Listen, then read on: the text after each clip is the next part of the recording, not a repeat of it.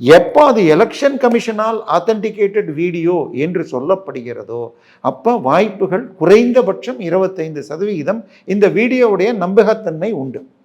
அதில் ஸ்டாலின் பூத் ஸ்லிப்பில் ஃபோட்டோவோடு இருக்கிறது, ப்ளஸ் கொடுத்தவங்க கரவேட்டி அப்படின்லாம் இருந்தால் 40% வரைக்கும் அவருடைய தேர்தல் முறைகேடுகள் செய்யப்பட்டு மால் பிராக்டிஸ் செய்யப்பட்டிருக்கிறது அப்படிங்கிறதை நீதிமன்றம் ஏற்பதற்கு 100% வாய்ப்பு இருக்கிறது. அப்படி ஒரு தீர்ப்பு வந்தால் மால் பிராக்டிஸ் செஞ்சவங்க அடுத்த 6 வருஷத்துக்கு தேர்தலில் நிற்க முடியாது.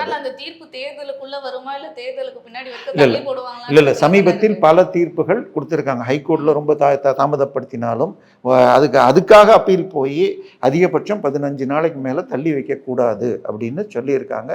ஸோ என்னுடைய கணிப்பு அடுத்த வாரம் செவ்வாய் புதன் காலகட்டத்தில் தீர்ப்புன்னு சொல்லி ஒரு 4-5 நாள் கழித்து டேட் கொடுப்பாங்க. மார்ச் 2ஆம் தேதி வாக்கில் தீர்ப்பு வரும்னு சொல்லுவாங்க.